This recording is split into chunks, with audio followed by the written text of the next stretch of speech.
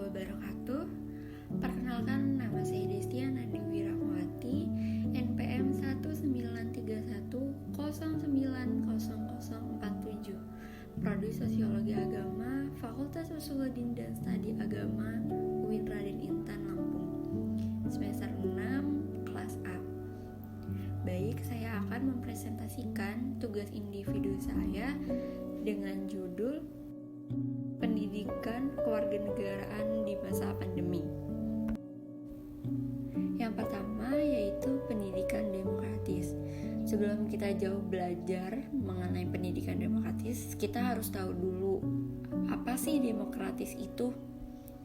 Nah, demokrasi ini berasal dari bahasa Yunani yaitu demos yang berarti rakyat dan kratin atau kratos yang berarti kekuasaan atau kedaulatan. Menurut Joseph Schumpeter, demokrasi adalah suatu perencanaan institusional untuk mencapai keputusan politik di mana individu-individu memperoleh kekuasaan untuk memutuskan cara perjuangan kompetitif atas suara rakyat.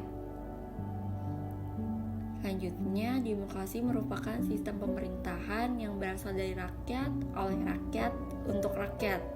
Pengertian ini sering banget kita dengar pada saat kita sekolah, karena pengertian ini tuh sering banget digunakan dalam mata pelajaran PKN.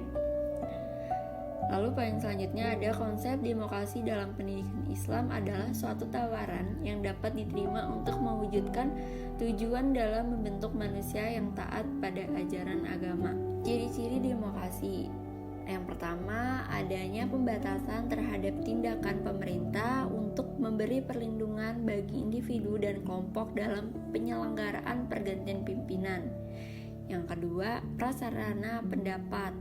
Nah, prasarana pendapat ini umum baik di pers, televisi, dan radio harus diberikan kesempatan untuk mencari berita secara bebas dalam merumuskan pendapat mereka, karena yang kita tahu emang kita tuh memiliki hak untuk kebebasan berpendapat.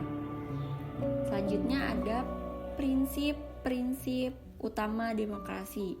Selanjutnya kita membahas pengertian tentang pendidikan.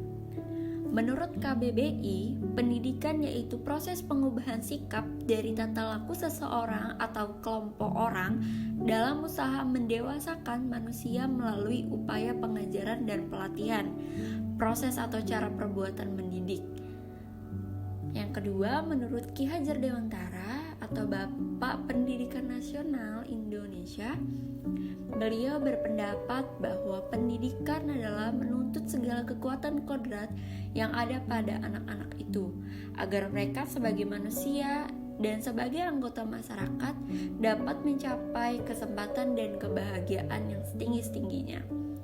Jadi, pendidikan adalah pembelajaran pengetahuan, keterampilan, dan kebiasaan sekelompok orang yang diturunkan dari satu generasi ke generasi berikutnya melalui pengajaran, pelatihan, pembentukan, dan penelitian.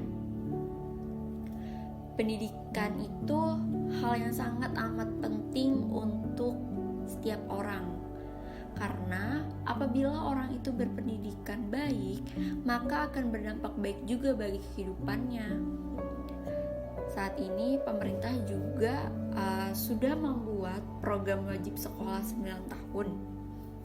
Pendidikan tidak hanya pendidikan formal yang dilakukan di sekolah ataupun universitas. Ada juga pendidikan non-formal.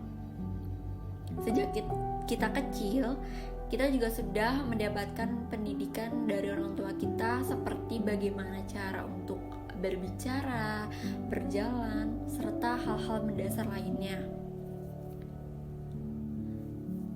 Jadi kita simpulkan bahwa pendidikan demokrasi dapat dipahami sebagai suatu proses sosialisasi, internalisasi, dan nilai-nilai demokrasi melalui proses pembelajaran berlangsung. Pendidikan demokrasi ini menekankan pada pengembangan keterampilan intelektual, keterampilan pribadi, dan keterampilan sosial. Tujuan pendidikan dalam suatu negara yang demokratis itu adalah untuk membebaskan anak bangsa dari kebodohan, kemiskinan, dan berbagai perbudakan lainnya.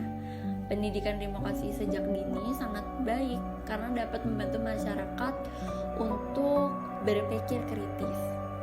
Sedangkan tujuan pelaksanaan pendidikan demokratis di sekolah yaitu untuk mendidik anak-anak dan mengantar mereka menuju fase kedewasaan agar mereka mandiri baik secara psikologis maupun sosial dengan menitik beratkan pada pengembangan keterampilan intelektual, keterampilan pribadi, dan keterampilan sosial. Tujuan pendidikan demokratis juga untuk mempersiapkan bagaimana warga masyarakat berpikir kritis dan berpikir demokratis untuk mempersiapkan masyarakat yang lebih kritis dan berpikir demokratis. Poin kedua yaitu pendidikan demokratis pada pelajaran PKN. Nah, partisipasi kewarganegaraan merupakan tujuan dari pelajaran PKN dalam mewujudkan generasi yang demokratis. Pendidikan kewarganegaraan mengemban tugas untuk menyiapkan peserta didik menjadi warga negara yang demokratis, bertanggung jawab untuk mendukung tegaknya negara demokrasi. Ada beberapa fungsi pokok dari mata pelajaran PKN. Yang pertama, kecerdasan warga negara atau civic intelligence yang memiliki arti yaitu kecerdasan warga negara yang termasuk di dalamnya adalah kecerdasan dalam wawasan intelektual, emosional, sosial maupun spiritual. Yang kedua, membina tanggung jawab warga negara atau civic responsibility, di mana kesadaran akan hak dan kewajiban sebagai warga negara yang bertanggung jawab. Dan yang terakhir adalah mendorong partisipasi atau civic participation, yaitu kemampuan berpartisipasi sebagai warga negara yang dilakukan secara sadar dan tanggung jawab. Partisipasi dalam hal ini mampu memberikan peran dan kontribusi terhadap perubahan sosial ke arah masyarakat yang lebih baik. Lalu ada juga prinsip pembelajaran PKN. Nah, prinsip dasar pembelajaran PKN yang pertama, pendidikan Pancasila dan kewarganegaraan sebagai social studies. Social studies ini sendiri merupakan nama atau istilah yang digunakan oleh lembaga pendidikan di negara lain, terutama di negara-negara barat. Tokoh Bart dan Sermis mengidentifikasi, yaitu yang pertama ada social study as citizenship transmission atau civic education. Yang kedua yaitu social study as social science, dan yang ketiga social studies as reflective inquiry. Tiga tradisi ini memiliki pengertian dan tujuan serta metodenya masing-masing.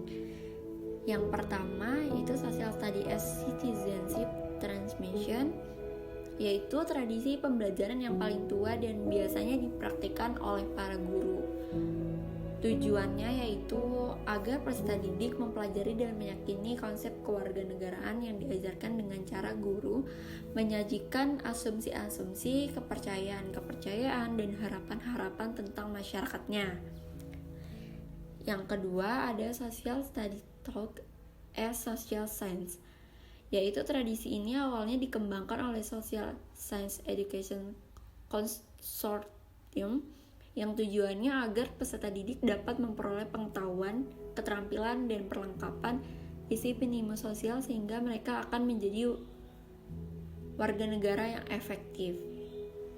Isu dari social study ini terkait dengan masalah-masalah, isu-isu, dan topik-topik disiplin ilmu sosial masing-masing. Dan yang terakhir yaitu Social study taught as reflective inquiry, yaitu tradisi mempelajari berdasarkan kedudukan filsafat yang berakar dari masa lalu. Tujuannya yaitu untuk kewarganegaraan didefinisikan sebagai pengambilan keputusan dalam konteks sosial politik. Poin ketiga yaitu model pendidikan pada pelajaran PKN. Pertama, jenis-jenis model pembelajaran PKN, yaitu belajar kolaboratif. Yang kedua, pelajaran kontekstual, di mana suatu proses pembelajaran yang bertujuan untuk membantu peserta didik dalam memahami makna materi-materi akademik. Yang ketiga yaitu belajar memecahkan masalah dan penemuan. Yang keempat, belajar melalui pengalaman. Dengan experiential learning, pengalaman seseorang bisa bertambah melalui kehidupan, pendidikan, dan bekerja. Selanjutnya ada pembelajaran terpadu. Nah, metode pembelajaran terpadu yaitu metode pengorganisasian isi pembelajaran dengan memanfaatkan bidang-bidang studi atau mata pelajaran yang sesuai untuk mengembangkan konsep-konsep yang dipilih oleh guru. Yang keenam yaitu quantum learning. Prinsipnya adalah sugesti dapat mempengaruhi hasil situasi belajar dan setiap detail apapun memberi sugesti positif ataupun negatif. Dan yang terakhir, research based learning. Selanjutnya yaitu metode pembelajaran. Yang pertama metode ceramah, metode tanya jawab, metode diskusi, metode kerja kelompok, metode demonstrasi dan eksperimen, metode sosiodrama dan bermain peran, metode pemberian tugas, belajar dan resitasi, metode drill atau latihan, dan yang terakhir metode karya wisata. Nah, menurut saya metode atau model pembelajaran yang paling sesuai untuk pelajaran PKN ini adalah metode inquiry dan portofolio. Poin yang keempat yaitu globalisasi pendidikan. Globalisasi adalah suatu proses tatanan masyarakat yang mendunia dan tidak mengenal batas wilayah. Di bidang pendidikan, globalisasi memiliki dampak yang besar bagi perubahan pendidikan, baik secara sistem maupun kurikulum yang diajarkan. Sistem pendidikan selalu berubah-ubah mengikuti perkembangan arus globalisasi yang tidak diimbangi dengan keadaan masyarakat Indonesia yang sedang dilanda krisis moral atau hilangnya identitas atau jati diri manusia secara krisis ekonomi yang sampai sekarang tak kunjung selesai. Poin kelima yaitu dampak globalisasi pada bidang pendidikan. Terdapat dua dampak. Yang pertama yaitu dampak positif, semakin mudahnya akses informasi. Yang kedua, sistem belajar mengajar yang tidak selalu tatap muka. Yang ketiga, mendorong siswa untuk menciptakan karya inovatif. Dan yang terakhir, meningkatkan kualitas pendidikan. Sedangkan dampak negatifnya yaitu menurunnya moral kualitas siswa, meningkatkan kesenjangan sosial, munculnya tradisi serba cepat dan instan, dan yang terakhir, komersialisasi pendidikan. Poin yang terakhir yaitu pendidikan di masa pandemi. Masalah yang pertama yaitu memutuskan untuk putus bersekolah. Dengan adanya pandemi COVID-19 ini membuat seluruh masyarakat Indonesia mengalami penurunan drastis di bidang ekonomi. Banyak orang tua yang di PHK dan itu membuat keuangan mereka menurun, dan tidak sedikit yang memutuskan untuk anaknya putus sekolah. Yang kedua, sulitnya mendapatkan sinyal. Ini sering sekali terjadi pada daerah-daerah di perdesaan atau di daerah yang jauh dari kota, seperti yang tinggal di daerah pegunungan. Yang ketiga, sulitnya melakukan praktikum. Contohnya pada saat mahasiswa jurusan biologi yang harusnya praktikum, karena adanya pandemi ini segala akses untuk bertemu dipersulit, serta juga akses untuk belajar tatap muka tidak diperbolehkan, jadi sangat sulit untuk melakukan praktikum. Yang keempat, kesulitan dalam proses evaluasi. Selanjutnya, ketidaksiapan guru dan siswa terhadap pembelajaran. Pasti antara guru atau siswa tidak siap karena pandemi ini tiba-tiba, dan mereka harus bisa dan siap dengan bentuk pembelajaran yang sangat amat awam. Jadi pada saat awal-awal pembelajaran pandemi, banyak sekali yang tidak mengerti, atau guru hanya sekedar memberi tugas tanpa menerangkan, jadi anaknya tidak mengerti, atau bahkan sering sekali karena sekolahnya di rumah, jadi siswanya sering ketiduran atau tidak mendengarkan gurunya. Dan yang terakhir, pendidikan karakter yang sedikit terabaikan.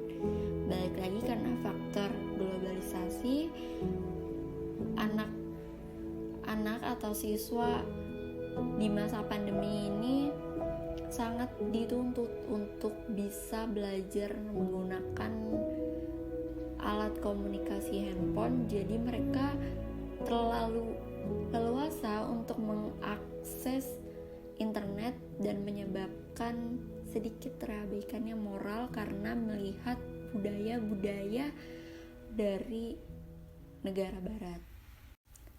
Baik, sekian presentasi dari saya. Kurang lebihnya mohon maaf. Wassalamualaikum warahmatullahi wabarakatuh.